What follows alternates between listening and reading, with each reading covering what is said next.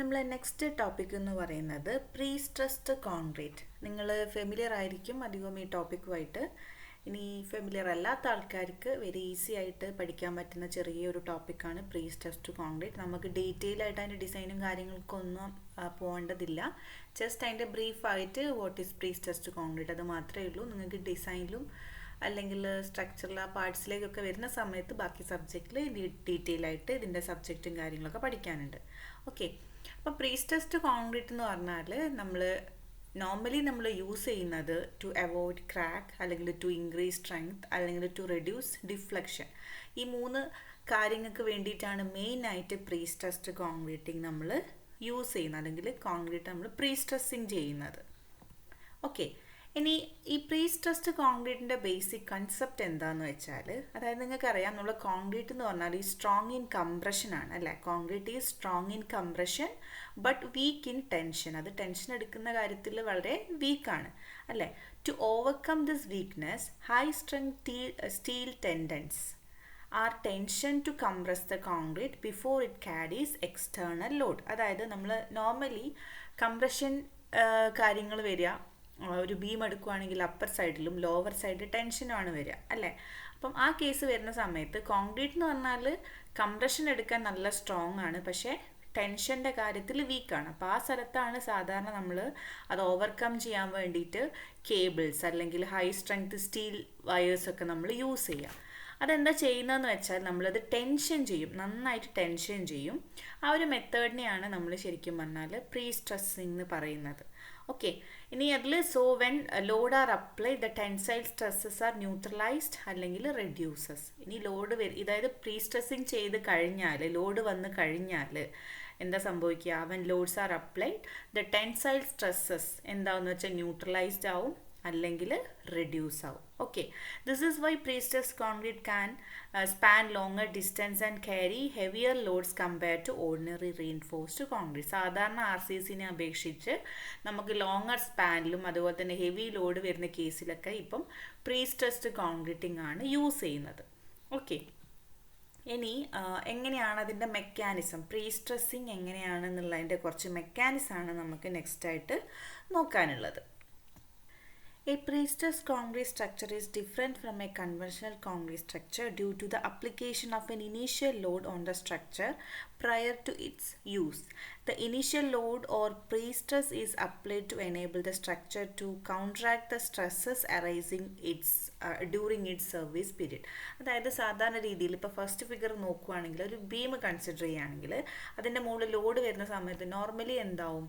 അതിലൊരു ഡിഫ്ലക്ഷൻ സംഭവിക്കും അല്ലേ. ഡിഫ്ലക്ഷൻ സെക്കൻഡ് ഫിഗറിൽ കാണിക്കുന്നത് പോലെ ഒരു ഡിഫ്ലക്ഷൻ സംഭവിക്കും. ഡിഫ്ലക്ഷൻ സംഭവിക്കുന്ന സമയത്ത് സാധാരണ ടെൻഷൻ ഏരിയയിലെ കോൺക്രീറ്റ് ഒക്കെ വരുന്ന പോർഷനിലാണ് സാധാരണ ക്രാക്കുകൾ വന്നിട്ട് ബിൽഡിങ് അല്ലെങ്കിൽ ഒരു സ്പാനിൽ എന്താ പറയുക ക്രാക്സ് അല്ലെങ്കിൽ അങ്ങനത്തെ പ്രോബ്ലംസ് ഉണ്ടാവാറ്. അപ്പോൾ ആ ഒരു ടെൻഷൻ സൈഡ് അല്ലെങ്കിൽ ആ ഒരു ഇഷ്യൂ നമ്മളൊന്ന് കോംപ്രമൈസ് ചെയ്യുക അല്ലെങ്കിൽ അതൊന്ന് എന്താ പറയുക റെഡ്യൂസ് ചെയ്യാൻ വേണ്ടിയിട്ട് നമ്മൾ എന്ത് ചെയ്യുമെന്ന് വെച്ചാൽ ആ സ്ഥലങ്ങളിൽ പ്രീ സ്ട്രെസ്ഡ് ആയിട്ടുള്ള കേബിൾസ് അല്ലെങ്കിൽ വയേഴ്സാണ് നമ്മൾ യൂസ് ചെയ്യുക. ഇതാണ് അതിൻ്റെ ബേസിക് കൺസെപ്റ്റ് എന്ന് പറയുന്നത്. അതായത് ഇനീഷ്യൽ ലോഡ് അല്ലെങ്കിൽ pre stress is applied to enable the structure to counteract the stresses arising during it service period. അതായത് നമ്മളിപ്പോൾ കോൺക്രീറ്റ് ഒന്ന് ഹാർഡൻ ആയി കഴിഞ്ഞാൽ അതിൻ്റെ സർവീസ് പീരീഡിലേക്ക് വരുന്ന സമയത്ത് ധാരാളം സ്ട്രെസ്സസും ലോഡും ഒക്കെ വന്നിട്ട് അവിടെ എന്താ പറയുക ഡിഫ്ലക്ഷൻ സംഭവിക്കാനുള്ള ചാൻസസ് ഉണ്ട്. അപ്പോൾ ടെൻഷൻ ഏരിയയിൽ ക്രാക്സ് ഉണ്ടാവാനുള്ള ചാൻസസ് വളരെ കൂടുതൽ. അങ്ങനെയാണ് സാധാരണ ക്രാക്കും ബിൽഡിങ്ങിന് ഡിറ്റോറിയേഷനൊക്കെ സംഭവിക്കുന്നത്. അപ്പോൾ അത് അവോയ്ഡ് ചെയ്യാൻ വേണ്ടിയിട്ട് നമ്മൾ എന്ത് ചെയ്യുമെന്ന് വെച്ചാൽ അതിൻ്റെ അകത്തെ കേബിൾസ് നമ്മൾ നന്നായിട്ട് ടെൻഷൻ ചെയ്യും അല്ലെങ്കിൽ പ്രീ സ്ട്രെസ്സിങ് ചെയ്യും. അതാണ് നോർമലായിട്ട് പ്രീ സ്ട്രെസ്സിങ്ങിൻ്റെ ഒരു മെക്കാനിസം എന്ന് പറയുന്നത്. ഓക്കെ, ഇനി അതിൽ ഒന്ന് രണ്ട് ടേംസ് പഠിക്കാനുണ്ട്. ഫസ്റ്റ് വൺ എന്ന് പറയുന്നതാണ് ടെൻഡൻസും, സെക്കൻഡ് എന്ന് പറഞ്ഞാൽ ആങ്കറേജും. ഈ രണ്ട് ടേം ഒന്ന് മനസ്സിലാക്കി വെക്കുക. അതിൽ ടെൻഡൻ എന്ന് പറഞ്ഞാൽ a stretched element used in a concrete member of structure to impart pre stress to the concrete. Okay, അതായത് ടെൻഡൻസ് എന്ന് പറയുന്നത് may be consist of a single wire, multi wire strands or threaded bar that are most commonly made from high tensile steel or carbon fibre etcetera.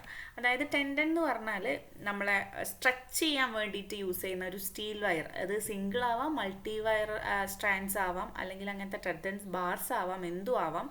അതെന്ന് പറഞ്ഞാൽ high tensile strength അല്ലെങ്കിൽ carbon fibre കൊണ്ട് ഉണ്ടാക്കിയ ഒരു wire അല്ലെങ്കിൽ group of വയറിനെയാണ് നമ്മൾ tendons എന്ന് വിളിക്കുന്നത്.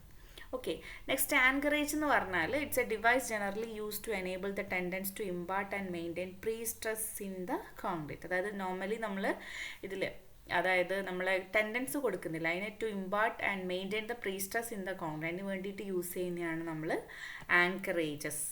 ഓക്കെ, ഇനി സാധാരണ രീതിയിൽ നമ്മൾ പ്രീ സ്ട്രെസ്സിങ് ലോങ്ങർ അൺസപ്പോർട്ടഡ് സ്പാനിലൊക്കെ നമ്മൾ ഈ പ്രീ സ്ട്രെസ്സിങ് മെത്തേഡ്സ് യൂസ് ചെയ്യുന്നുണ്ട്. ഇപ്പം ഫോർ എക്സാമ്പിൾ സ്കൂൾ ഓഡിറ്റോറിയംസ്, അതുപോലെ തന്നെ ഷോപ്പിംഗ് സെൻറ്റേഴ്സ്, പാർക്കിംഗ് ഗാരേജസ്, അങ്ങനത്തെ എല്ലാ സ്ഥലങ്ങളിലും ഇപ്പം പ്രീ സ്ട്രെസ്സിങ് യൂസ് ചെയ്യുന്നുണ്ട്.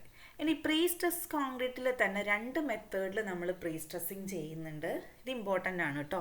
ഓക്കെ, അപ്പോൾ 2 ബേസിക് മെത്തേഡ്സ് ആണുള്ളത്, പ്രീ ടെൻഷനിങ്ങും പോസ്റ്റ് ടെൻഷനിങ്ങും. ഓക്കെ, പ്രീ സ്ട്രെസ്ഡ് കോൺക്രീറ്റിൽ പ്രീ സ്ട്രെസ്സിങ് കോൺക്രീറ്റ് ചെയ്യാൻ വേണ്ടിയിട്ട് നോർമലി 2 മെത്തേഡ്സ് ആണ് യൂസ് ചെയ്യുന്നത്, പ്രീ ടെൻഷനിങ്ങും പോസ്റ്റ് ടെൻഷനിങ്. ആ പേരിൽ തന്നെ ഉണ്ട്, ഒന്ന് പ്രീ ടെൻഷൻ, മുന്നേ ടെൻഷൻ ചെയ്യുക, രണ്ടാമത്തെന്ന് പറഞ്ഞാൽ പോസ്റ്റ്, ആഫ്റ്റർ ടെൻഷനിങ് ചെയ്യുക. അപ്പോൾ 2 മെത്തേഡാണുള്ളത്, പ്രീ ടെൻഷനിങ്ങും പോസ്റ്റ് ടെൻഷനിങ്ങും. ഓക്കെ, ഇനി പ്രീ ടെൻഷനിങ് എന്താണെന്ന് വെച്ചാൽ ഫിഗർ പഠിക്കുക, എക്സാമിന് figure is very very important. Okay, very ഈസിയാണ്. അപ്പം ഈ മെത്തേഡിൽ എന്താ പറയുന്നതെന്ന് വെച്ചാൽ a method of pre stressing concrete in which the tendons are tension before the concrete is placed.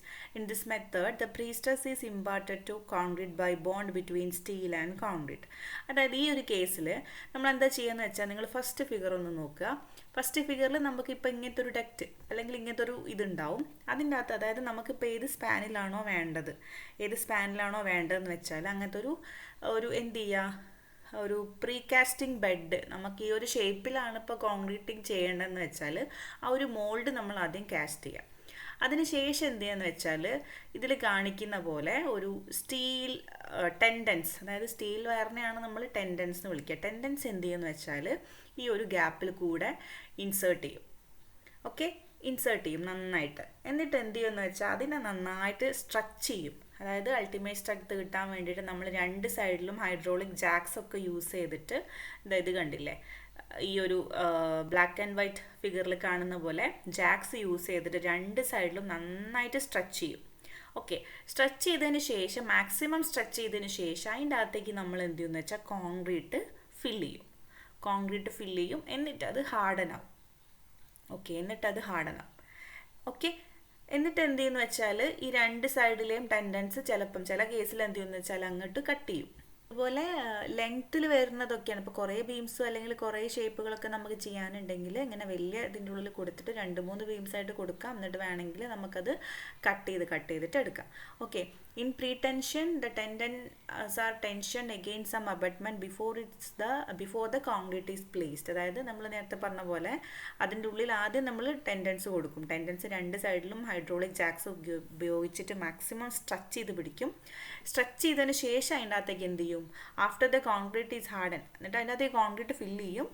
എന്നിട്ട് എന്ത് ചെയ്യുമെന്ന് വെച്ചാൽ after the concrete is harden tension force is release. അല്ലേ, ആഫ്റ്റർ ദ കോൺക്രീറ്റ് ഹാർഡൻ ആയി കഴിഞ്ഞിട്ട് നമ്മൾ എന്ത് ചെയ്യുമെന്ന് വെച്ചാൽ ടെൻഡൻസ് എന്ത് ചെയ്യും, കട്ട് ചെയ്തിട്ട് കൊടുക്കും. കട്ട് ചെയ്യുന്ന സമയത്ത് ഓട്ടോമാറ്റിക്കലി എന്താ സംഭവിക്കുക, ഇപ്പം നോർമൽ കേസാണെങ്കിൽ നിങ്ങൾ നോക്കുക. അപ്പോൾ ഫസ്റ്റ് എന്ന് പറഞ്ഞാൽ റീഇൻഫോഴ്സ്ഡ് കോൺക്രീറ്റ്, സാധാരണ പ്രീ സ്ട്രെസ്സിങ് ചെയ്യാത്തൊരു കോൺക്രീറ്റിൻ്റെ കേസാണെങ്കിൽ ഒരു ബീം ആണെങ്കിൽ ലോഡ് വരുന്ന സമയത്ത് എന്ത് ചെയ്യും, ഇങ്ങനെ ബെൻഡ് ചെയ്യുന്ന സമയത്ത് ഈ ടെൻഷൻ സൈഡിൽ എന്ത് ചെയ്യുമെന്ന് വെച്ചാൽ ക്രാക്ക് വരും. ഈ രണ്ടാമത്തെ കേസ് എന്ന് പറഞ്ഞാൽ പ്രീ സ്ട്രെസ് ചെയ്ത കോൺക്രീറ്റ് ആണ്. അപ്പം അതിലെന്താണെന്ന് വെച്ചാൽ നമ്മൾ 2 സൈഡിലും എന്ത് ചെയ്തിട്ടുണ്ട്, ഹൈഡ്രോളിക് ജാക്സ് ഉപയോഗിച്ച് മാക്സിമം ടെൻഷൻ ചെയ്ത വയേഴ്സാണ് ഉള്ളത്. അപ്പം ആ ഒരു സംഭവം, അതായത് 2 സൈഡിൽ നിന്നും ആ ഒരു വയർ അല്ലെങ്കിൽ ഹൈഡ്രോളിക് ജാക്സ് കട്ട് ചെയ്ത് കഴിഞ്ഞാൽ ഓട്ടോമാറ്റിക്കലി അതിനിങ്ങനെ കോൺക്രീറ്റിൻ്റെ ടെൻഡൻസ് അല്ലെങ്കിൽ കോൺക്രീറ്റിന് ഇങ്ങനെ ബെൻഡ് ചെയ്യാനുള്ള ഒരു ടെൻഡൻസിയാണ് വരിക. ഒന്ന് ഇങ്ങനെയാണ് ഷ്രിങ്ക് ആവുക.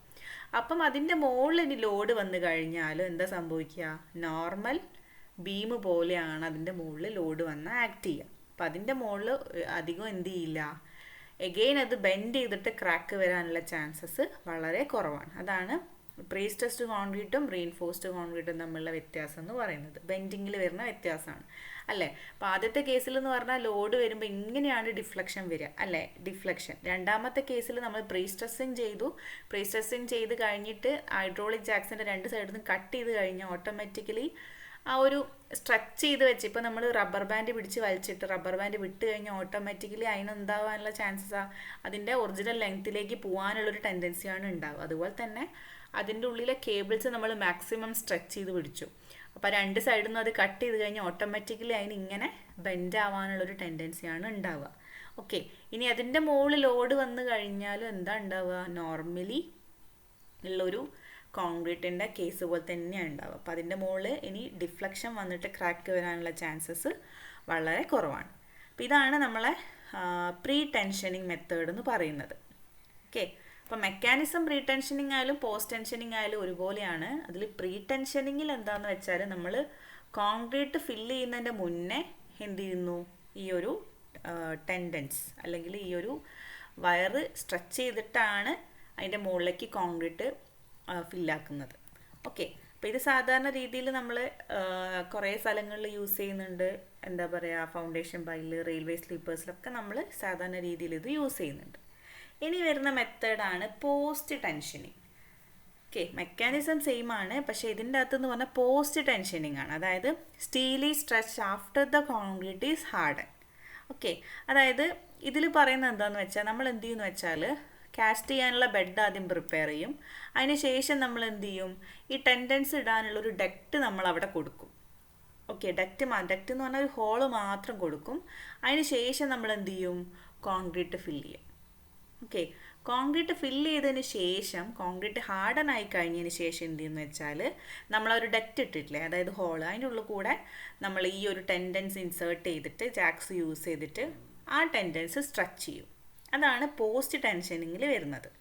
ഓക്കെ, പോസ്റ്റ് ടെൻഷനിങ്, അതായത് in post tension the tendons are tension after the concrete has harden. Okay, അപ്പം പ്രീ ടെൻഷനിങ് എന്ന് പറഞ്ഞാൽ എന്തായിരുന്നു, കോൺക്രീറ്റ് ഹാർഡൻ ആവുന്നതിൻ്റെ മുന്നേ പ്രീ ടെൻഷൻ ചെയ്യും നമ്മൾ. ഓക്കെ, കോൺക്രീറ്റ് ഹാർഡൻ ആവുന്നതിൻ്റെ മുന്നേ ആണ് നമ്മൾ ടെൻഷൻ ചെയ്യുന്നത്.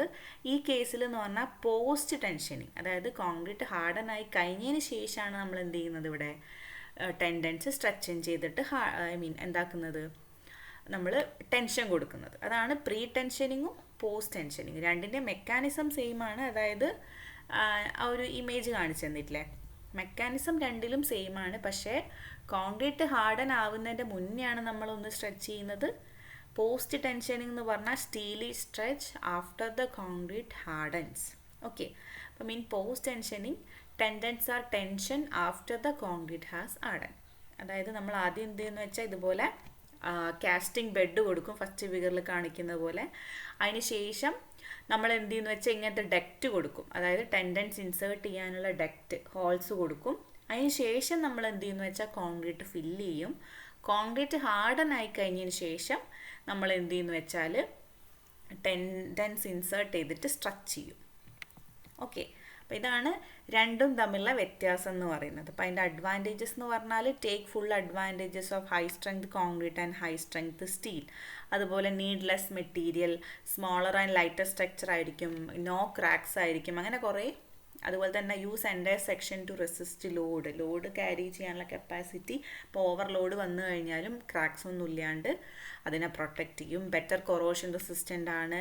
Good for water tank and nuclear plants. Very effective for deflection control. Better shear resistant. അങ്ങനെ കുറേ അഡ്വാൻറ്റേജസ് വരുന്നുണ്ട് ഈ ഒരു പ്രീ സ്ട്രെസ്ഡ് കോൺക്രീറ്റ്. ഓക്കെ, അതിൻ്റെ ഒരു 2-3 ഡിസഡ്വാൻറ്റേജസ് എന്ന് പറഞ്ഞാൽ എന്താ പറയുക, require high quality dense concrete of high strength അല്ലേ, ഹൈ ക്വാളിറ്റി സാധനങ്ങൾ വേണം. അതുപോലെ തന്നെ മൈൽഡ് സ്റ്റീൽ എന്നൊക്കെ പറഞ്ഞാൽ കുറച്ച് കോസ്റ്റ്ലിയർ ആണ്, വെരി കോസ്റ്റ്ലിയർ ആണ് കമ്പയർ ടു സാധാരണ യൂസ് ചെയ്യുന്ന കോൺക്രീറ്റ്. ഓക്കെ, അപ്പോൾ ഇതാണ് ഇതിൻ്റെ ഡിസഡ്വാൻറ്റേജസ് ആയിട്ട് വരുന്നത്. Okay, need higher quality material വേണം. അതുപോലെ തന്നെ ടെക്നിക്കലി കുറച്ച് കോംപ്ലക്സ് ആണ് അല്ലേ, നമ്മൾ നോർമലി ഉണ്ടാക്കുന്നത് പോലെ ഉണ്ടാക്കാൻ പറ്റില്ല, കുറച്ച് ടെക്നിക്കലി കുറച്ചും കൂടി അഡ്വാൻസ് ആയുള്ള ടെക്നോളജിയാണ്. അതുകൊണ്ട് തന്നെ എന്താ പറയുക മോർ എക്സ്പെൻസീവ് ആണ്, ഹാർഡർ ടു റീസൈക്കിൾ ചെയ്യാനും കുറച്ച് ഹാർഡനായിരിക്കും. അപ്പോൾ ഇത്രയാണ് ഇതിൻ്റെ ഡിസഡ്വാൻറ്റേജസ് വരുന്നത്. ഇനി എവിടേക്കാണ് യൂസ് ചെയ്യുന്നതെന്ന് ചോദിച്ചു കഴിഞ്ഞാൽ ബ്രിഡ്ജസിൽ യൂസ് ചെയ്യുന്നുണ്ട്, ബിൽഡിങ്സിൻ്റെ സ്ലാബിൽ, വാട്ടർ ടാങ്കിൽ, കോൺക്രീറ്റ് പൈലിൽ എല്ലാം നമ്മൾ ഇത് യൂസ് ചെയ്യുന്നുണ്ട്. അപ്പോൾ ഇത്രയാണ് പ്രീ സ്ട്രെസ്ഡ് കോൺക്രീറ്റിൽ വരുന്നത്. അപ്പോൾ അതിൽ 2 മെത്തേഡ്. പ്രീ സ്ട്രെസ്ഡ് കോൺക്രീറ്റിൻ്റെ മെക്കാനിസം എന്ന് പറഞ്ഞാൽ ഇത്രയേ ഉള്ളൂ. നമ്മൾ ലോഡ് കൊടുക്കുമ്പം ഡിഫ്ലക്ഷൻ കൺട്രോൾ ചെയ്യാൻ വേണ്ടിയിട്ട് കൊടുക്കുന്ന മെത്തേഡ്, അതായത് ടെൻഷൻ സൈഡിൽ ക്രാക്ക് ടെൻഷൻ സൈഡിലാണ് വരിക, അത് റെസിസ്റ്റ് ചെയ്യാൻ വേണ്ടിയിട്ട് നമ്മൾ കൊടുക്കുന്ന മെത്തേഡാണ് പ്രീ സ്ട്രെസ്ഡ് കോൺക്രീറ്റ്. അതിൽ 2 മെത്തേഡ് ഉണ്ട്. പ്രീ ടെൻഷനിങ് ഉദ്ദേശിക്കുന്നത് നമ്മൾ ബെഡ് കൊടുക്കും, അതായത് എവിടെയാണോ കാസ്റ്റ് ചെയ്യേണ്ടത് പ്രീ കാസ്റ്റ് ബെഡ് കൊടുക്കും. ദെൻ ആദ്യം നമ്മൾ പ്രീ ടെൻഷനിങ് ആണ്. ആദ്യം നമ്മൾ എന്ത് ചെയ്യുമെന്ന് വെച്ചാൽ ടെൻഡൻസ് സ്ട്രെച്ച് ചെയ്യും, ടെൻഷനിങ് ചെയ്യും. അതിന് ശേഷം കോൺക്രീറ്റ് ഇട്ടിട്ട് ഹാർഡൻ ആക്കും. അങ്ങനെയാണ് ചെയ്യുക. ഇനി പോസ്റ്റ് ടെൻഷനിങ് ആണെങ്കിൽ നേരെ തിരിച്ചിട്ടാണ്. അതായത് നമ്മൾ കാസ്റ്റിംഗ് ബെഡ് കൊടുക്കും, അതിന് ശേഷം എന്താ പറയുക, അതിനൊരു ഡെക്റ്റ് കൊടുക്കും. ദെൻ കോൺക്രീറ്റ് ഫില്ല് ചെയ്തിട്ട് കോൺക്രീറ്റ് ഹാർഡൻ ആയി കഴിഞ്ഞതിന് ശേഷമാണ് സ്റ്റീൽ സ്ട്രെച്ച് ചെയ്യുന്നത്. പ്രീ ടെൻഷനിങ്ങിൽ എങ്ങനെയാണെന്ന് വെച്ചാൽ കോൺക്രീറ്റ് ഹാർഡാവുന്നതിൻ്റെ മുന്നെയാണ് സ്ട്രെച്ച് ചെയ്യുന്നത്. പോസ്റ്റ് ടെൻഷനിങ്ങിൽ സ്റ്റീല് കൊടുക്കുന്നത് കോൺക്രീറ്റ് ഹാർഡായതിന് ശേഷമാണ്. അപ്പോൾ രണ്ടായാലും മെക്കാനിസം സെയിം ആണ്, പക്ഷേ ടെൻഷനിങ് ചെയ്യുന്ന ടൈമിലുള്ള വ്യത്യാസമാണ്. ഒന്ന് മുന്നെയാണ്, ബിഫോറാണ്, ഒന്ന് ആഫ്റ്ററാണ്. അതായത് കോൺക്രീറ്റ് ഹാർഡർ ആവുന്നതിൻ്റെ ഒന്ന് ബിഫോറും ഒന്ന് ആഫ്റ്ററും. ഓക്കെ, അപ്പോൾ ഇത്രയാണ് നമ്മളെ പ്രീ സ്ട്രെസ്ഡ് കോൺക്രീറ്റ് എന്ന് പറഞ്ഞ ടോപ്പിക്കിൽ നമുക്ക് നോക്കാനുള്ളത്. ഓക്കെ.